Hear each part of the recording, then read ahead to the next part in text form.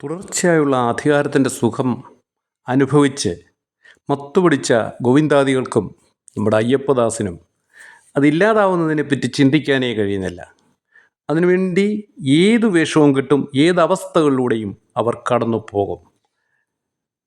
ഇവരുടെ വിപ്ലവഗീതികളൊക്കെ ഇപ്പോൾ നമ്മൾ അത് പഴയ ഗാനങ്ങളൊക്കെ ഒന്ന് കേട്ട് നോക്കിക്കഴിഞ്ഞാൽ നല്ല രസമാണ്.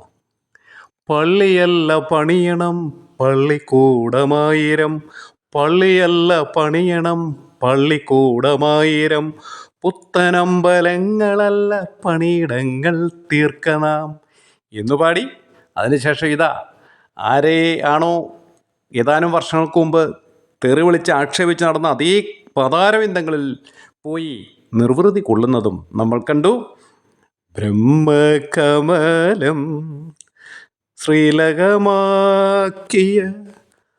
നാദബ്രഹ്മസുധാമണി വീണാധരി ശാദോദരി പാഹിമാം പാഹിമാം പരിപാഹിമാം എന്നും ഏറ്റുപാടിയില്ലെന്നേ ഉള്ളൂ, മനസ്സിൽ അത് തന്നെയായിരുന്നു.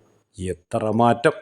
ഇനിയും ചില കൂടിച്ചേരലുകളും ചില ആദരിക്കലോട് ഉണ്ടാവണമെന്ന് തെര്യപ്പെടുത്തുന്നു. കൃപാസനം ജോസഫ് പിതാവിനെ ആദരിക്കണം. പിന്നെ വടക്കോട്ട് പോയി കഴിഞ്ഞാൽ നമ്മുടെ മർക്കസിലൊന്ന് പോയി കേരളത്തിലെ ഗ്രാൻഡ് മുഫ്തിയെ ആദരിക്കണം. പറ്റുവാണെങ്കിൽ ആ ശ്രീ ശ്രീ ശ്രീ രവിശങ്കർജിയെ ആദരിക്കണം.